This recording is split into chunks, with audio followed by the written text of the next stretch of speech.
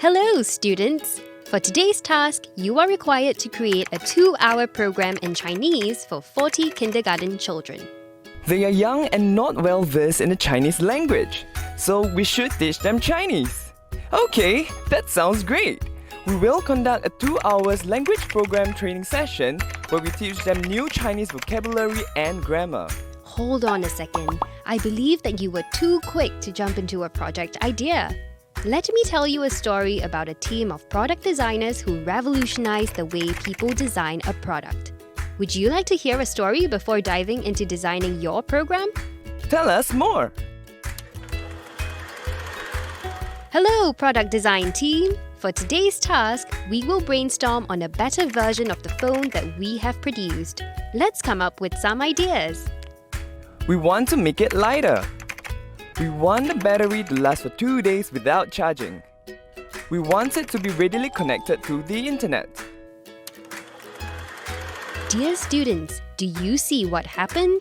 Well, everyone came up with a different product based on what they wanted the phone to look like.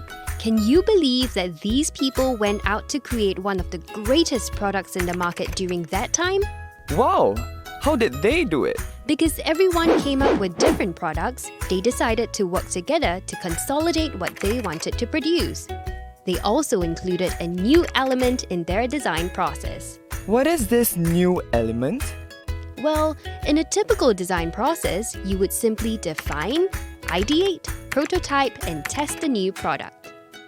The new element they included was empathy. With empathy, you prioritize the users of the product first. In this way, the design is perfectly suited for their use and accounts for their wants and needs. This methodology is called design thinking. I see.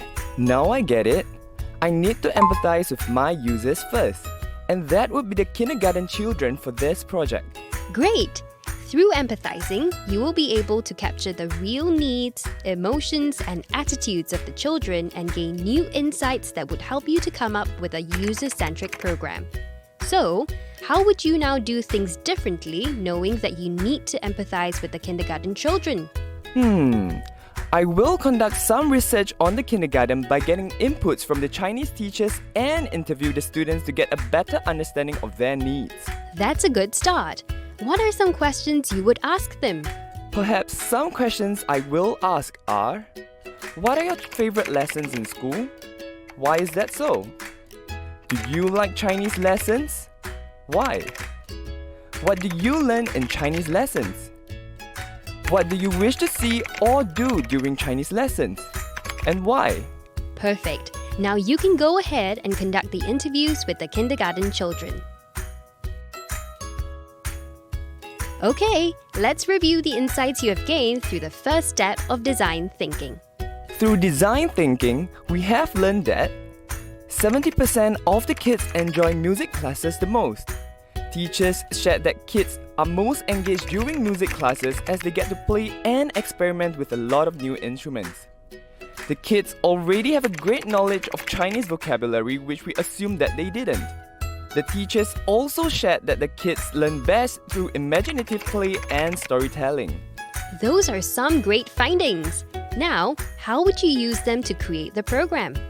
We intend to conduct a 2-hour speech and drama where the kids get to act and play musical instruments while learning new words and stringing them into a sentence. Fantastic! You have managed to come together as a team to develop a more thorough program. Remember, it is always important to test our ideas and refine them before implementing them for the users. That way, we can ensure that our ideas are truly suited for them.